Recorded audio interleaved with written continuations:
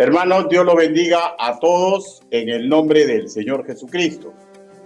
Hoy estamos cerrando la serie corta en base a 1 de Pedro, capítulo 1, versículo del 1 al 16. Estamos tratando el último segmento donde vamos a apreciar actitudes de otros siervos del Altísimo que no pertenecen a la iglesia neotestamentaria, que hubieran deseado realizar la obra que ha sido encomendada a nosotros.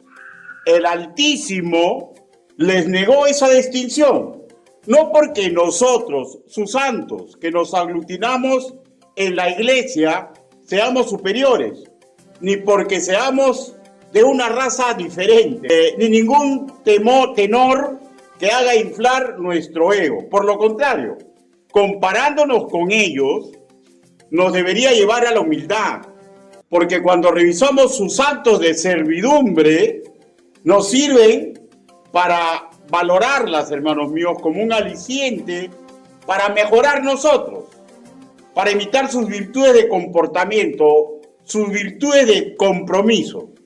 Lo que sí, que nos haya elegido a nosotros, ¿ya?, para el encargo de la gran comisión, habla, enfatiza que el Altísimo a nadie le pide consejo y que sus planes no necesitan revisión ni requieren aprobación de nadie, porque Él es soberano y todo lo hace perfecto, ¿ya? O sea, escúcheme por favor. Si usted nació de nuevo y pertenece a la iglesia, usted está dentro de los planes perfectos de Dios para evangelizar y para edificar. No permita que el plan de Dios en su vida se malogre. Y si usted es alcanzado por el poder y el amor de Dios, es lo mismo. Usted está dentro de esos planes benditos, maravillosos, perfectos. Y digo, sería bueno, excelente, que estemos conscientes, hermanos, del tremendo privilegio que ha puesto sobre los hombros de hombres y mujeres comunes y corrientes, que fuimos alcanzados mediante su gracia y su misericordia. Mediante el bloque escritural que vamos a apreciar, comprendido entre los versículos del 10 al 12 de 1 de Pedro capítulo 1, yo espero seamos edificados e impulse el conocimiento, el desenvolvimiento que Dios desea que tengan todos los santos del Señor. Busquen por favor 1 de Pedro, capítulo 1, versículo 16.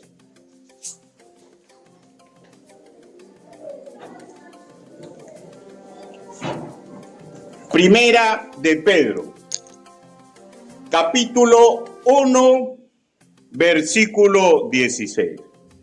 Ahora sí, con excepción de los que están delicados de salud, que tienen niños en brazos, ¿ya? Si ya lo ubicó, pónganse.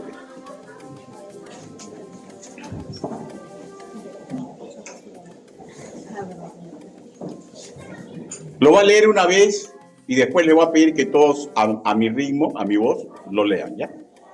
1, 2, 3, dice, porque escrito está, sé santos porque yo soy santo. Todos a mi voz. 1, 2, 3. Porque escrito está, sé santos porque yo soy santo. Palabra de Dios, inclinen su rostro.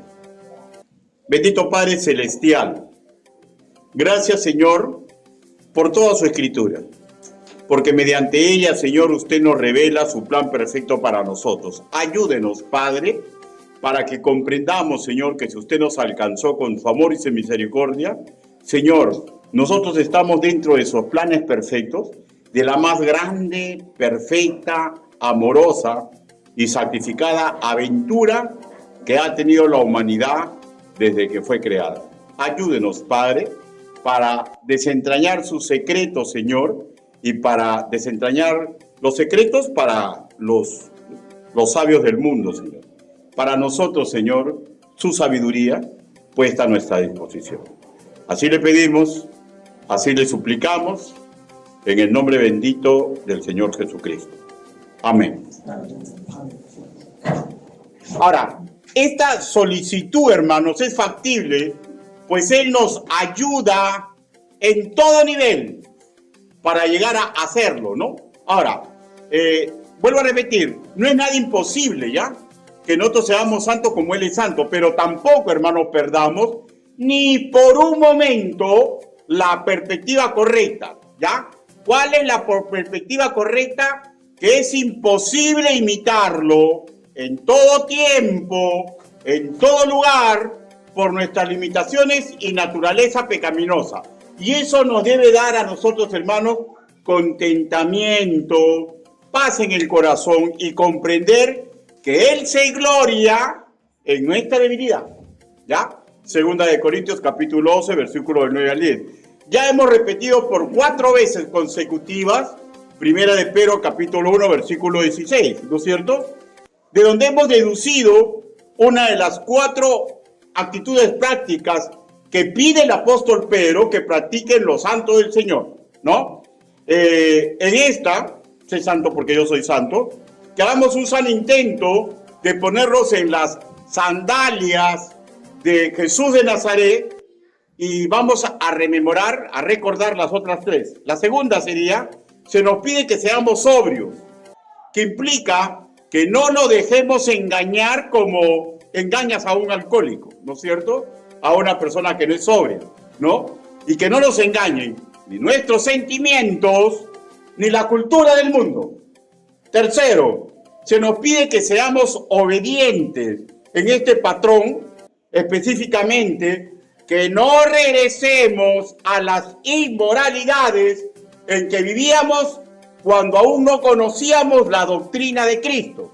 Y cuarto, se nos pide que en nuestro testimonio ayudemos a frustrar los planes de nuestro enemigo, que odia a nuestro Señor. ¿Ya? Que odia a nuestro Señor. Y también ya hemos apreciado el bloque escritural comprendido entre los versículos 6 y 9, que nos hizo recordar al horno de aflicción que relata Isaías capítulo 48, versículo 10. Ahora, este horno de aflicción es metáfora bíblica que significa las pruebas, el sufrimiento y las dificultades que experimentaremos, aflicciones, hermanos míos, escúchenme ya. Queremos alejarnos de las aflicciones, pero recuerde que esas aflicciones, cuando se realizan sirviendo al Señor correctamente, nos va a ayudar a mejorar nuestro carácter, ¿ya? Y nos va a ayudar a conocer mejor a Dios. Y y que nos van a servir para obtener coronas de las manos del Altísimo cuando en el tercer cielo nuestros libros sean abiertos. Primera de Corintios capítulo 3, versículo 13. También ya hemos apreciado, estoy haciendo una remembranza de toda la serie, ¿no?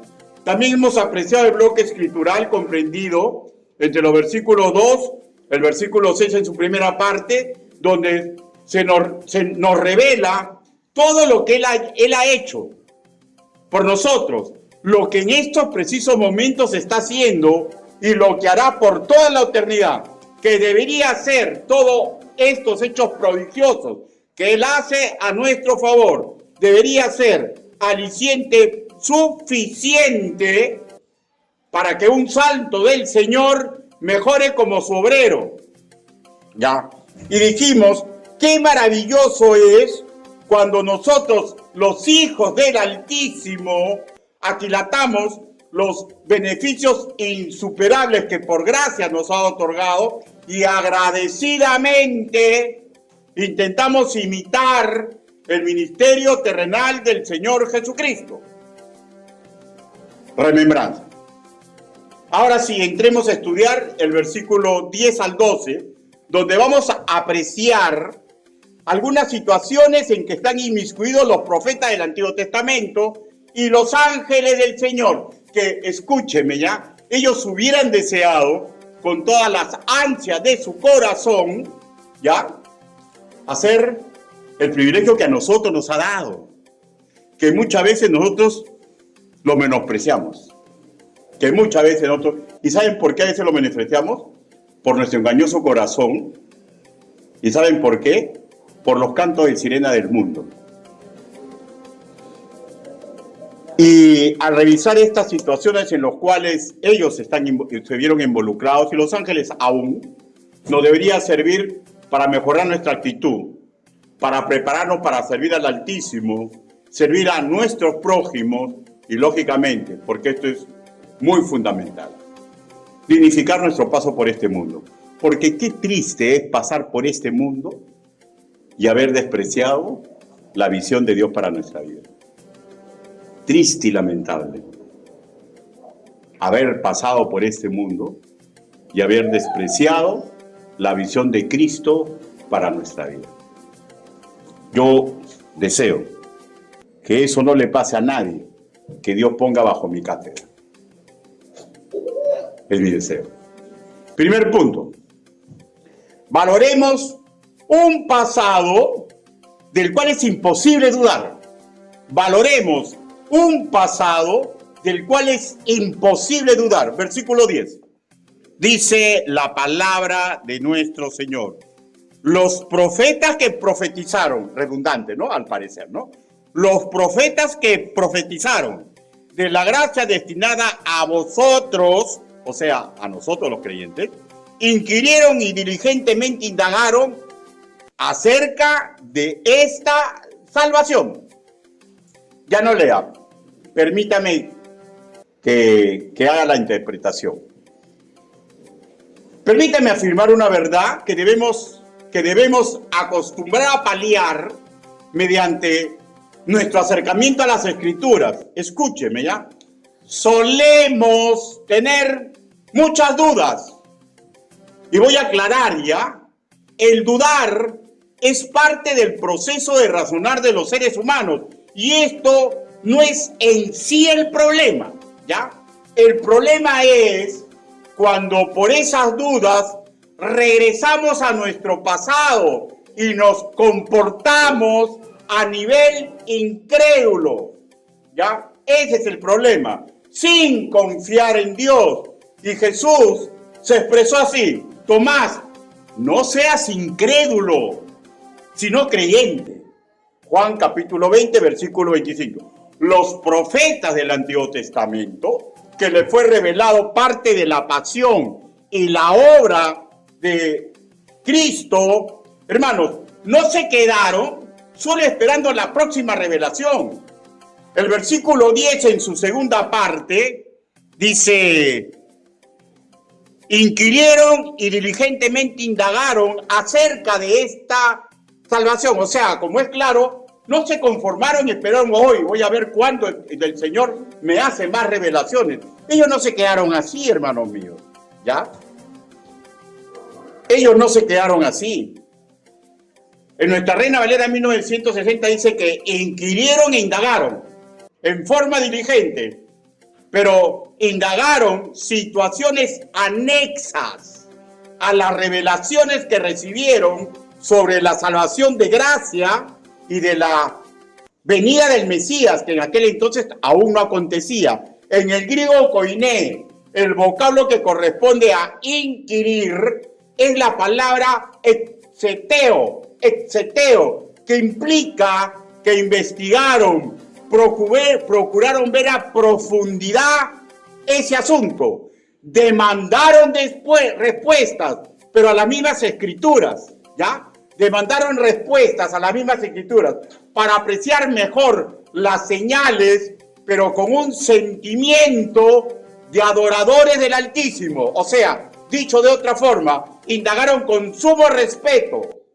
indagaron no para retar, no por dudar de la revelación que habían recibido. Escúcheme, no dudaron de la revelación que habían recibido, como nosotros no debemos dudar, porque la fe es el convencimiento de lo que no se ve, de lo que se espera, ¿no? Ellos lo hicieron como si no dudaron de la revelación, sino ellos indagaron para comprender mejor sobre el tema y así entender mejor la gloria y la honra del Altísimo que se manifestaba con esta acción. En el griego koiné, el vocablo que corresponde a la otra palabra que vemos, que dice indagar, es la palabra exerau, ¿ya? Que está asociado al acto, a la idea de inquirir, de escudriñar. Tanto en el hebreo como en el griego koiné implica lo mismo.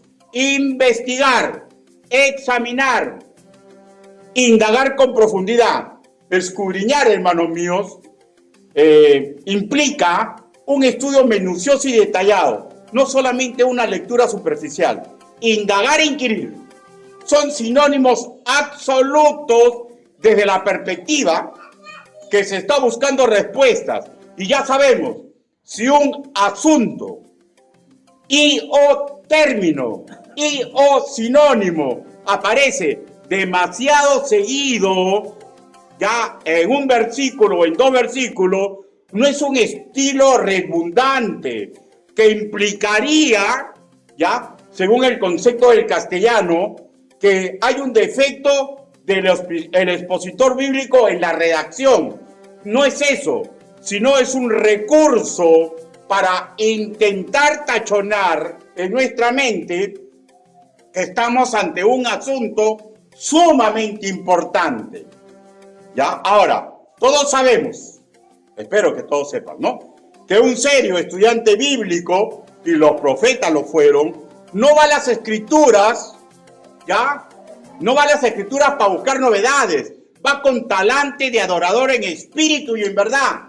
Y repito, ellos no tuvieron ninguna duda de las revelaciones divinas, pues su palabra es verdad, ¿ya? Juan 17:17. Las dudas fueron con aspectos anexos, en este caso, anexo a la salvación, ¿ya? Por gracia y la labor que vendría. Ahora, ¿la labor vendría de quién? De Manuel. De Manuel. La labor que cumpliría el Señor Jesús. Y buscaron respuestas en las Escrituras.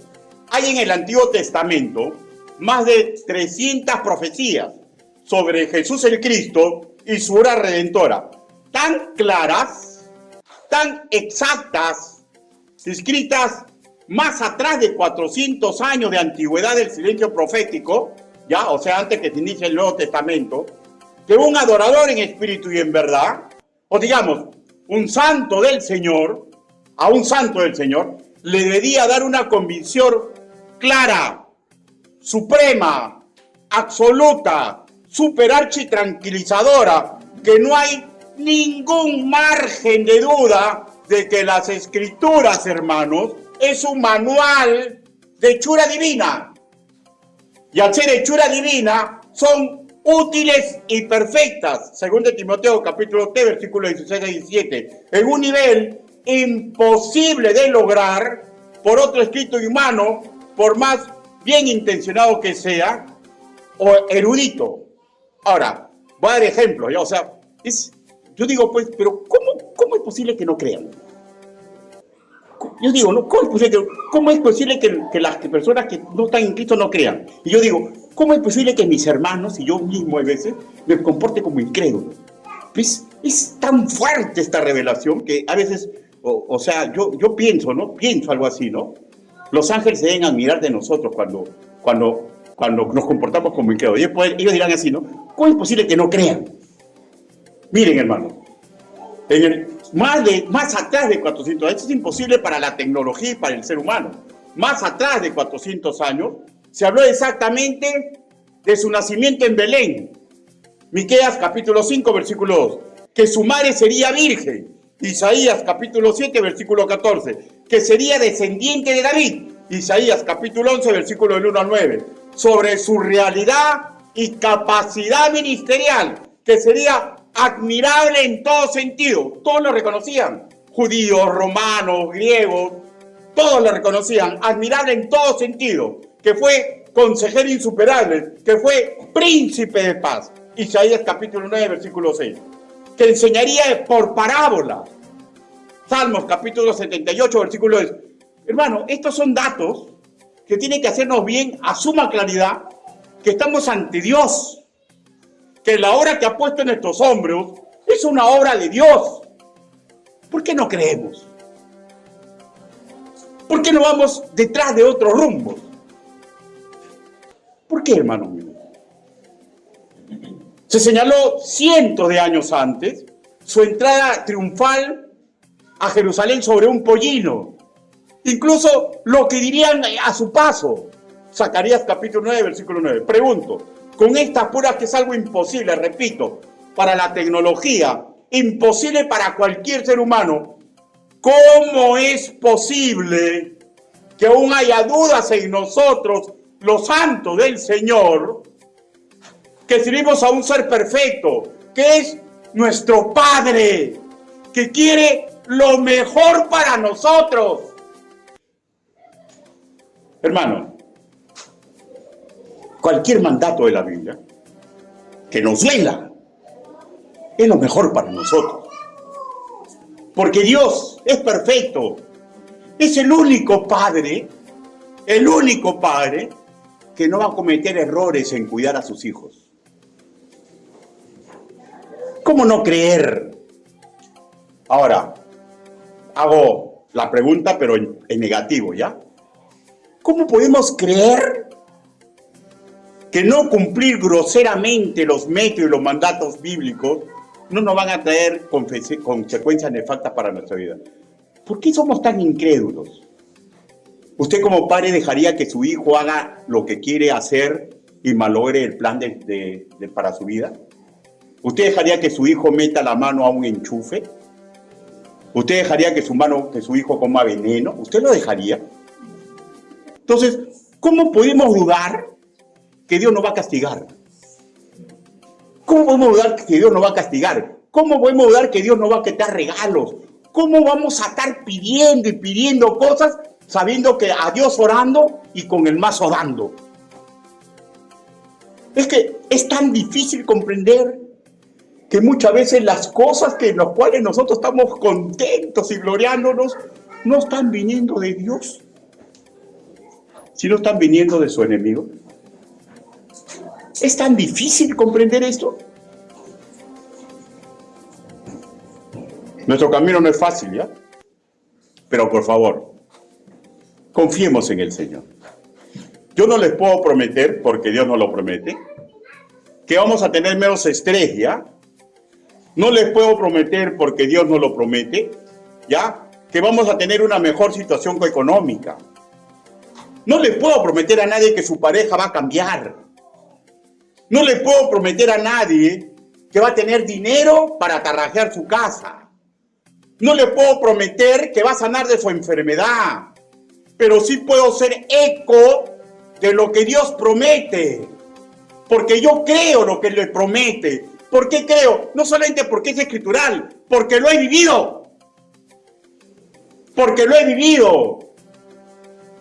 Salmos 119, versículo 3, escuchen. Bienaventurado lo de perfecto camino. O sea, no está diciendo bienaventurado el perfecto, porque el único perfecto es Cristo. Bienaventurado los perfectos de camino, o sea, que caminan por el sendero correcto. Los que andan en la ley de Jehová. Bienaventurados, o sea, felices, realizados, los que guardan sus testimonios y con todo el corazón le buscan, pues no hacen iniquidad los que andan en sus caminos.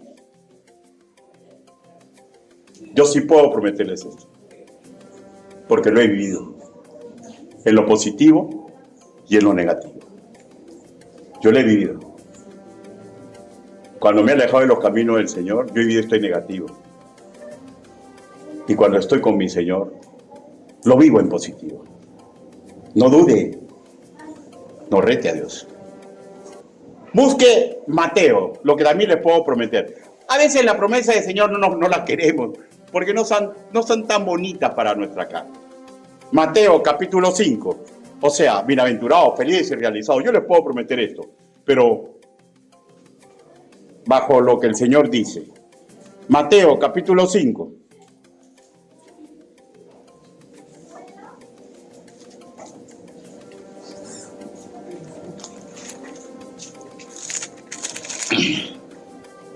¿Lo tenemos?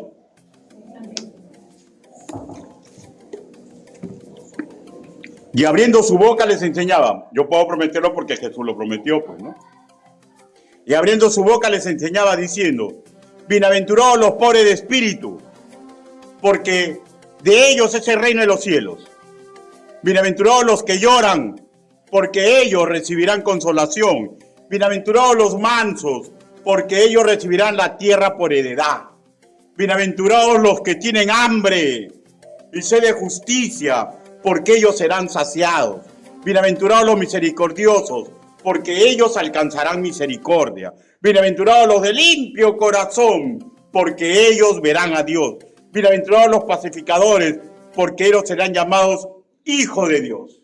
Bienaventurados los que padecen persecución por causa de la justicia, porque de ellos es el reino de los cielos.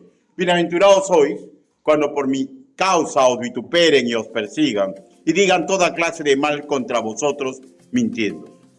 Gozaos y alegraos, porque vuestro galardón es grande en los cielos, porque así persiguieron a los profetas que fueron antes de vosotros. Y escúchenme, ¿ya?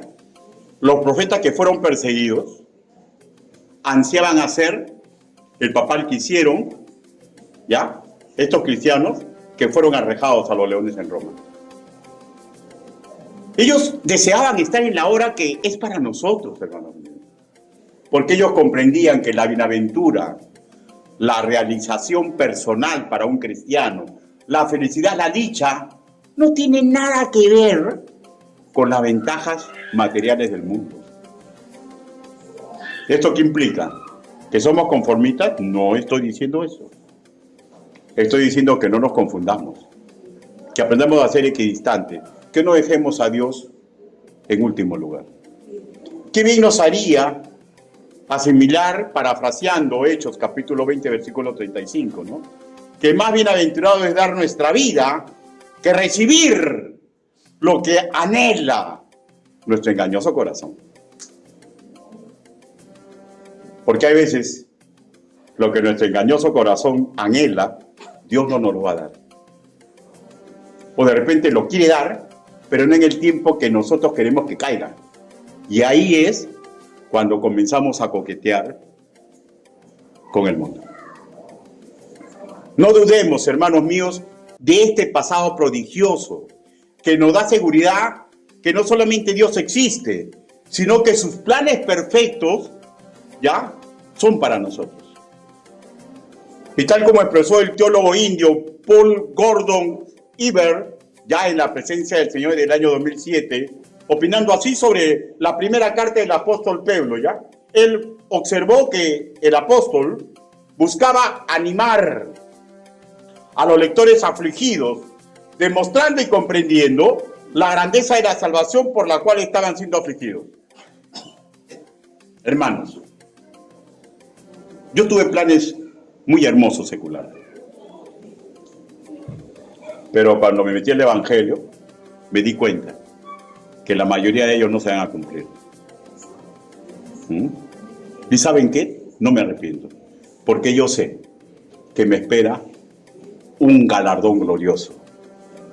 Ahora, ¿esto implica que nosotros predicamos que sean conformistas? No. Predicamos haciéndole ver, porque todos nos van a ser apartados, ¿no? Tiempo completo como en mi caso, ¿no? Pero no podemos poner en el furgón de cola la visión de Dios para nuestra vida.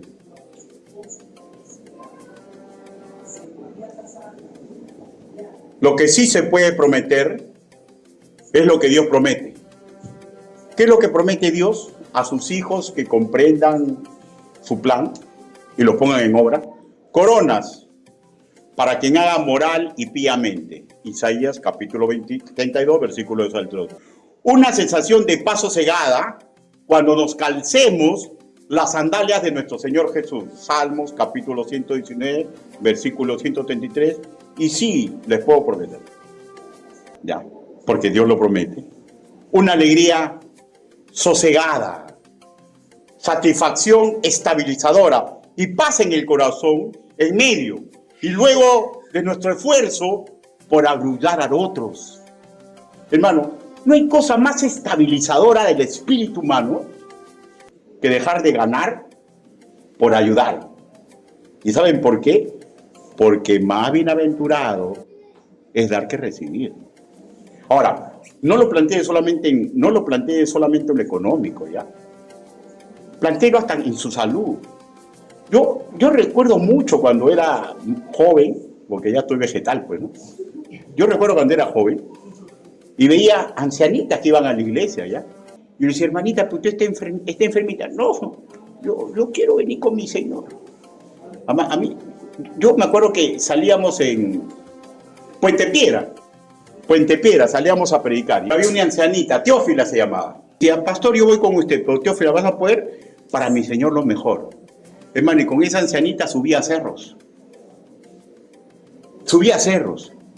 Decía, y yo cuando conversaba con ella, ¿por qué lo haces? Porque lo mejor para mi Señor. Yo estoy seguro, que esa mujer tenía paz en su corazón. Estoy seguro que esa mujer vivía un gozo casi eterno, porque no le interesaba lo suyo por alcanzar a los demás. Y yo puedo prometerles eso, porque lo dice Juan, capítulo 14, versículo 27. Segundo punto, valoremos la actitud investigadora de los profetas, la cual sería bueno que sea también nuestra.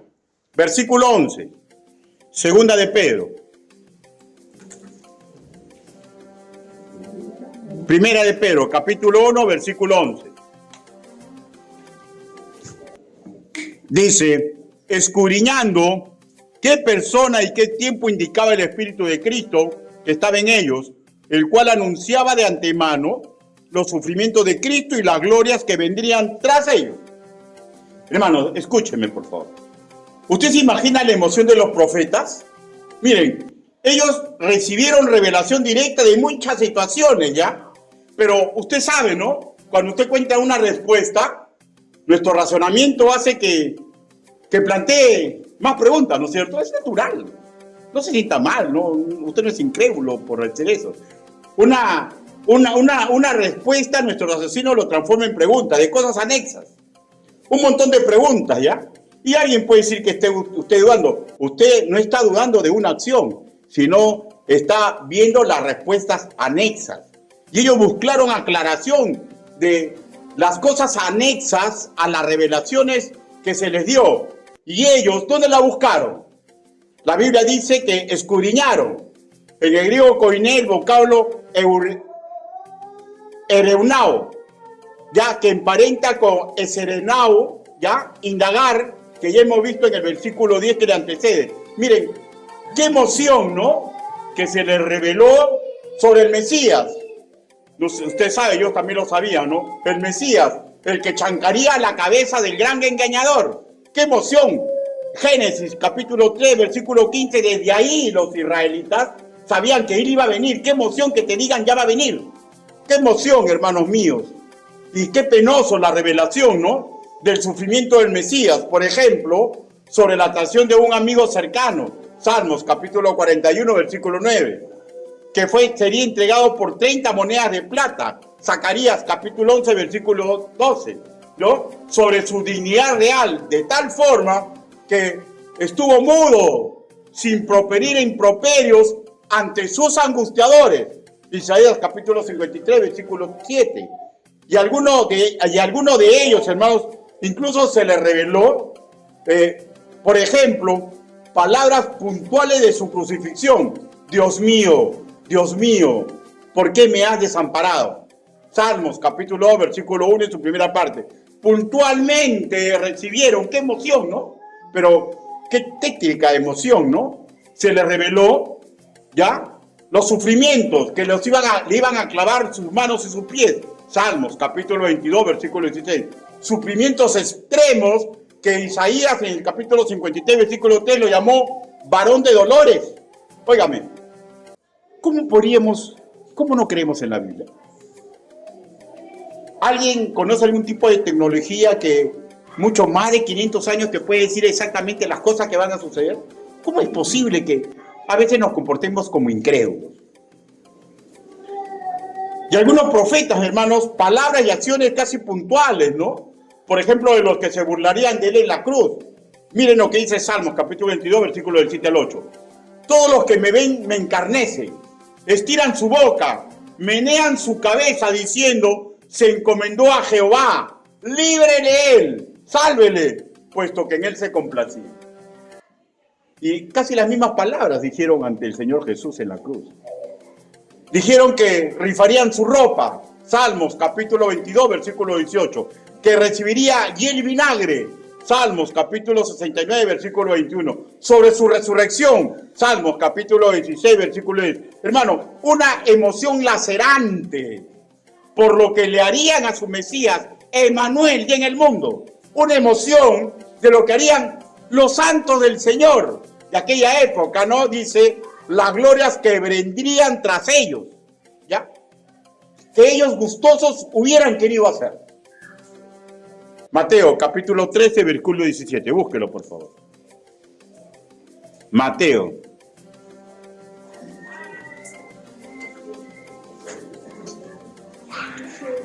Mateo 13.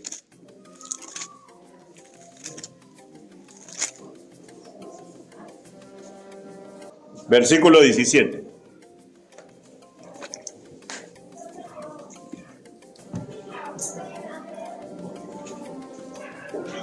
Miren, lo dice. El Señor Jesús lo que le dice a su grupo íntimo, ¿no? Ya, le dice, porque de cierto os digo, que muchos profetas y justos desearon ver lo que veis, y no lo vieron, y oír lo que oís, y no lo oyeron. ¿Se dan cuenta, hermanos míos? Hermanos, ellos indagaron. Ellos deseaban hacer la obra, deseaban estar en ese momento, pero el mismo Señor está diciéndole su palabra de verdad. Ellos desearon, pero sabían que iba a ser imposible, ¿no? Entonces, tenían una emoción lacerante. Hermano, los profetas simplemente no llegaron a comprender todo, ¿ya? Ni supieron cuándo sucedería. A nosotros sí se nos da la revelación completa, ¿no? Ellos tuvieron más complicaciones, ¿no? Sumemos. Las revelaciones que ellos recibieron, no se los entregaron a todos lo mismo. A todos partes separadas. Y ya no todos en el mismo tiempo. Distantes los tiempos. Problema tras problema para conocer las cosas anexas. Pero ellos se esforzaron. Fueron con pasión a las escrituras.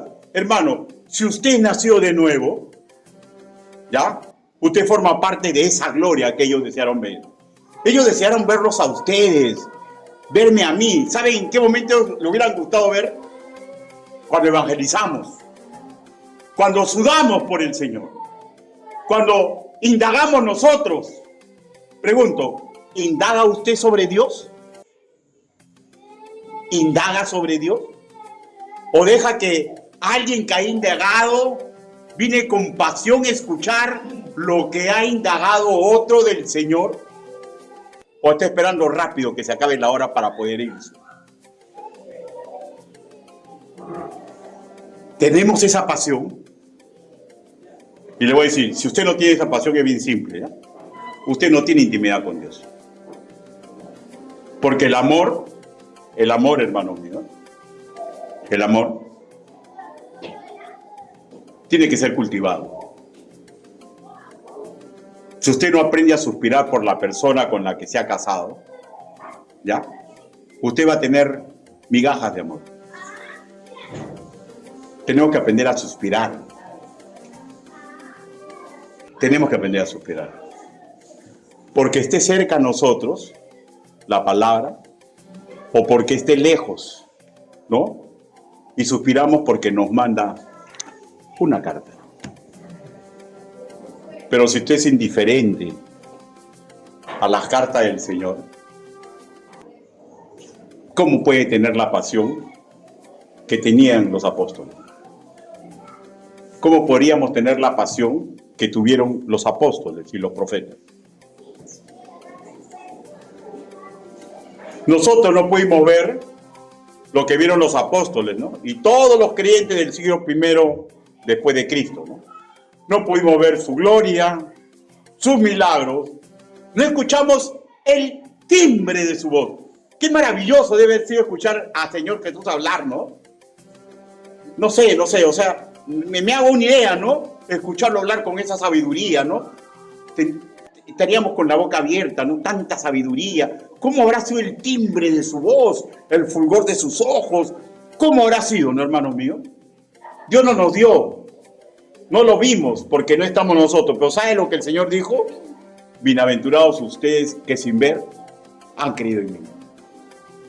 O sea, qué felicidad tengo.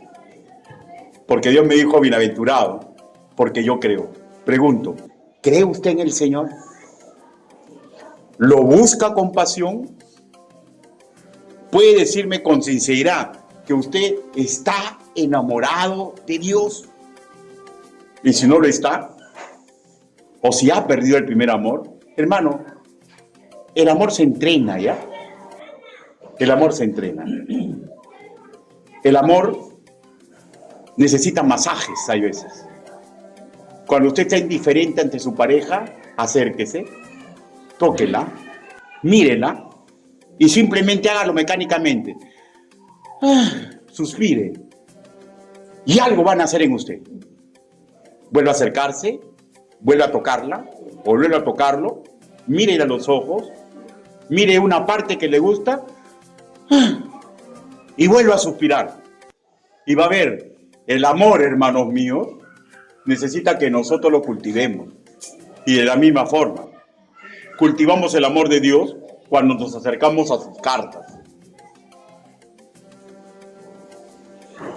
Un creyente no debería buscar en las Escrituras porque duda de la verdad revelada, sino debe buscar para discernir las situaciones anexas que acompañan a la profecía y a la doctrina. ¿Saben por qué? Porque quiere conocer más de la gloria y de la honra de Dios y del privilegio que me está dando a ser parte de los santos del Señor.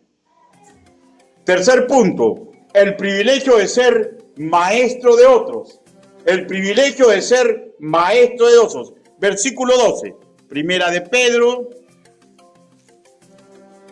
capítulo 1, versículo 12. A esto se les reveló que no para sí mismos, sino para nosotros, administraban las cosas que ahora os son anunciadas por los que han predicado el Evangelio por el Espíritu Santo, enviado del cielo, cosas que los cuales anhelan mirar los ángeles. Hermano, lo que a ellos se les reveló fue sobre el futuro, sobre un trabajo que ellos no harían. Pero hay que recordar que a ellos se les dio un trabajo análogo al de los apóstoles. Aunque separados por cientos de años, a ellos se les dio el trabajo de ser el fundamento de la iglesia. Efesios, capítulo 2, versículo 20. Efesios.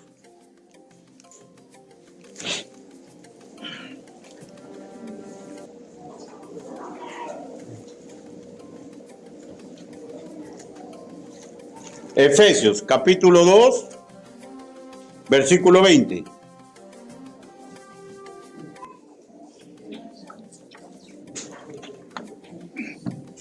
Dice la palabra del Señor. Edificados, o sea, nosotros, ¿no?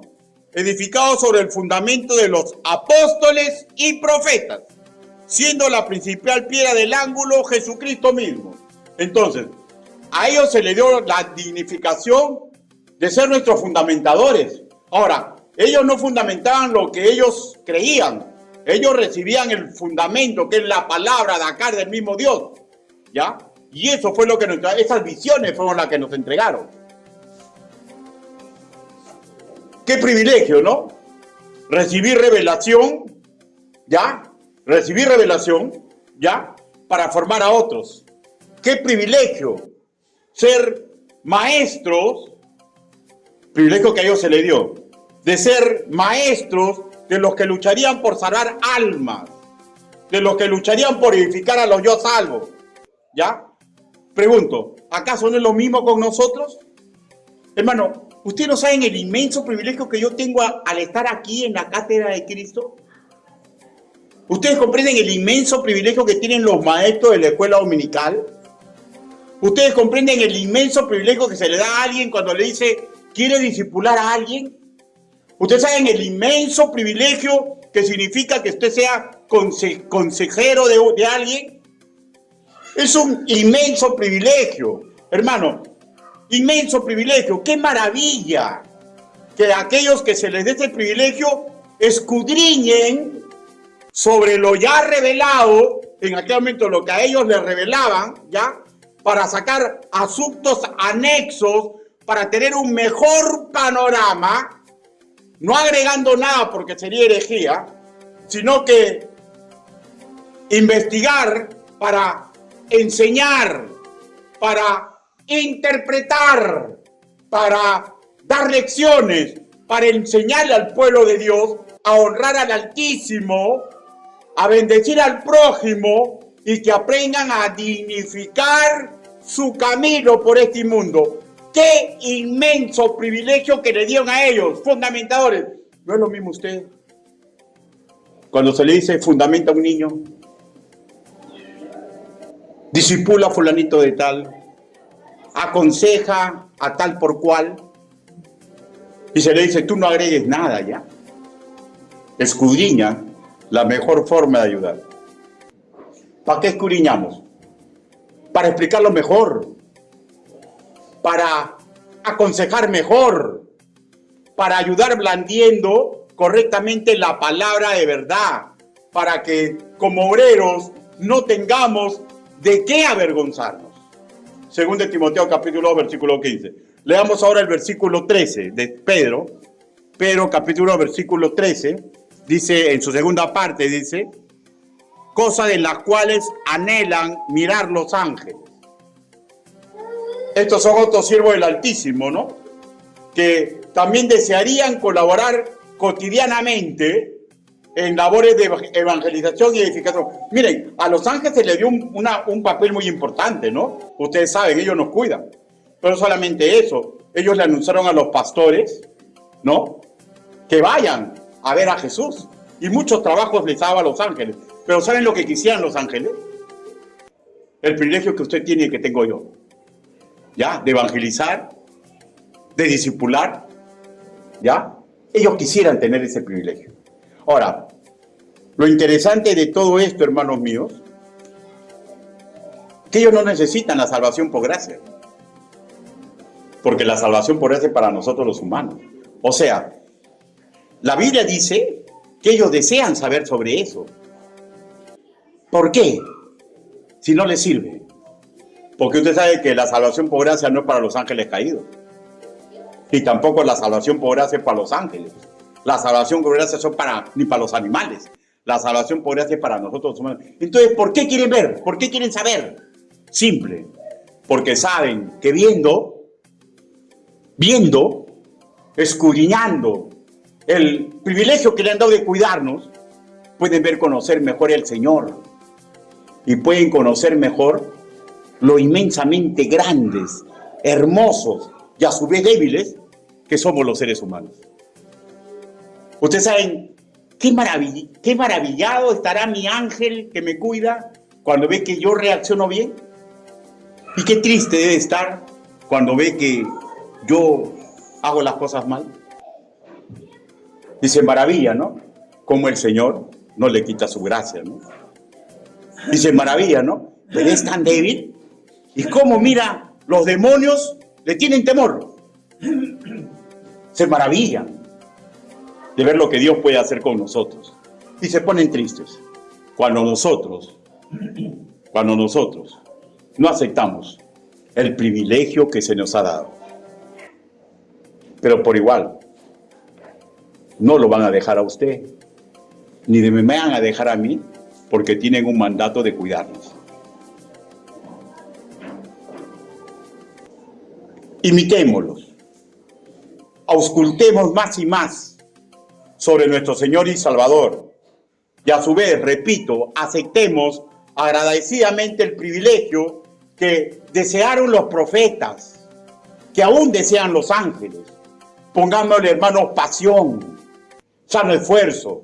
No se nos pide a todos que nos olvidemos del trabajo secular. eso se le va a pedir a un grupo reducido de hombres y de mujeres, ¿ya? Yo soy uno de ellos, por ejemplo. Eso se le va a pedir a un reducido, pero no a todos. No se nos pide a todos, hermanos, que se olviden de su trabajo secular. No se les pide que abandonen sus asuntos familiares. Se nos pide que acepten el privilegio de ser educados a los pies del Señor para mejorar, nuevos y antiguos, en hablar de la gloria de Dios. Hermanos, no nos dejemos envolver por los cantos de sirena del mundo, ni por los anhelos de nuestro engañoso corazón. No dejemos fuera de nuestra programación, ¿ya?, tiempo para discipularnos, tiempo para escudriñar, tiempo, por ejemplo, los domingos, para recibir la enseñanza de la revelación del Señor. Recordemos, hermanos míos, que la desesperanza, el vivir renegando, el vivir sin contentamiento y volverte un barril sin fondo de cosas materiales, es justamente el peligro que sufrieron ellos y el peligro que sufrimos nosotros. Ellos por persecución y nosotros por superabundante espejismo del mundo. Superabundante. ¿Ustedes saben cómo vivían ellos, hermanos míos? Ellos no sabían lo que era un papel higiénico. Ellos no sabían lo que era el agua. Ellos no sabían lo que eran los antibióticos. Y nosotros tenemos superabundante de cosas tecnológicas, superabundante de carreras, superabundante de todo. Y eso nos ha cegado.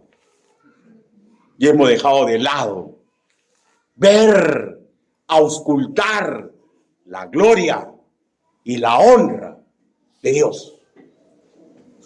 Seamos equidistantes para todo el tiempo, hermanos míos. Conclusiones finales. Primero, ya no solo hablamos de ser sobrios y no dejarnos engañar, ya no solamente hablamos que seamos obedientes y que no regresemos a las inmoralidades en que antes vivíamos. Primera de Pedro, capítulo 1, versículo 14. Ya no solo que seamos un dolor de cabeza para los demonios. Primera de Pedro, capítulo 1, versículo 15. Ya no solo que intentemos calzar la sandalia del Señor Jesús. Primera de Pedro, capítulo 1, versículo 16.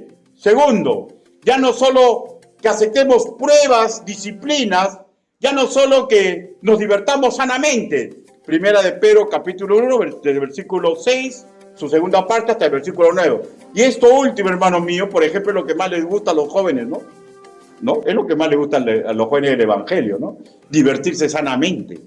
Pues les aseguro, jóvenes, ¿ya? No es la mejor parte. Hay jóvenes que, en todas las iglesias, que los sábados, qué bonito, ahí están.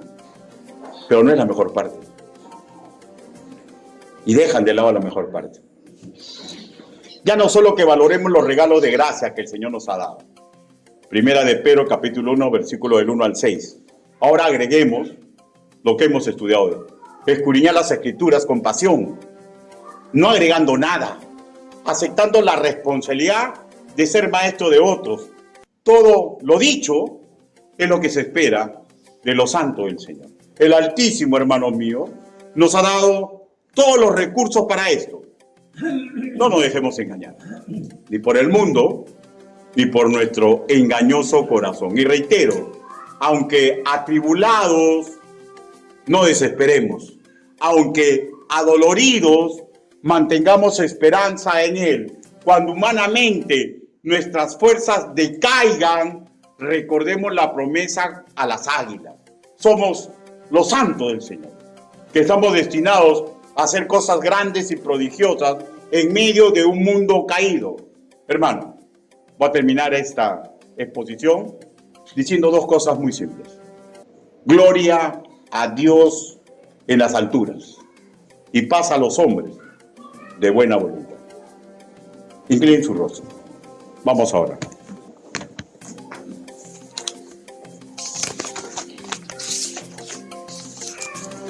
Bendito Padre Celestial, su palabra ha sido predicada.